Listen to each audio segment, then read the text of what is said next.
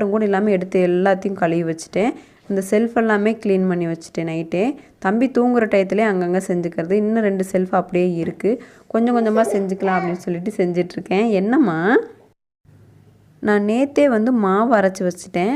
மாவு அரைச்சி வச்சேன். ஃப்ரிட்ஜு க்ளீன் பண்ணாதனால ஃப்ரிட்ஜில் வைக்காதனால நல்ல உப்பி வந்துருச்சு மாவு.